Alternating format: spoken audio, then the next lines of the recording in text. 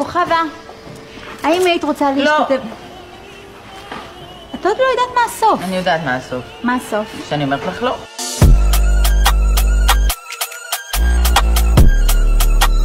כדאי לך, אמנון. זה במבצע.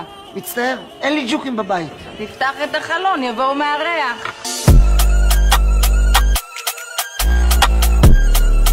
לשתי דקות, ואם הייתי בהיריון, ובגלל האבטיח שלך הייתי יולדת פה, עכשיו בחניון, גם היית אומר לי כולה הלכתי לשתי דקות?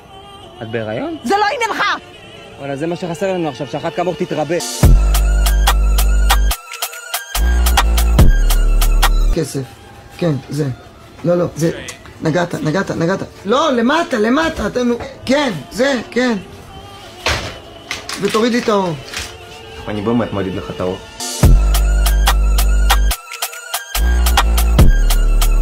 טוב, אני הולך להביא כוכבה בכיסא, בסדר? לא, רמזי, ממש אין צורך. כוכבה לא תשב כאן. אל תגידי לי שהיא מפוטרת. לא, פתאום. עוד לא.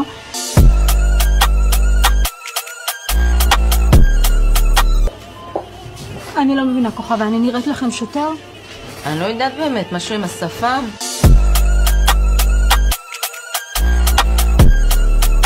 תקשיב לי, ותקשיב לי טוב, אדון קושטאי. הופה, איזה משפט. מישהי עשתה חזרות שעה מול המראה בשירותים. אדון קושטאי, אני דורשת ממך שלא תעז לגנוב לי עובדים. לגנוב לך עובדים? את מי אני אגנוב? את הפדופיל מהגבינות.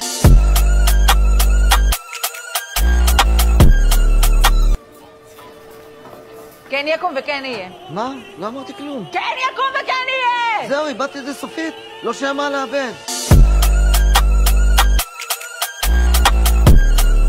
האנשים האלה שמייצרים את התוכניות ריאליטי האלה, זה בעיניי חוסר אחריות. זה דרדור של התרבות, אלה תוכניות תת רמה, ואלה אנשים שסליחה, אבל בעיניי מקומם הוא בכלא.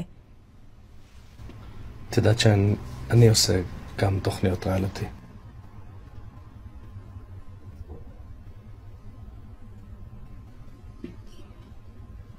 תגידי, דליוש, את שמה לב למשהו ששונה בי? משהו שונה? שוני, הרבה נשים עוברות שומן יריחיים בחורף.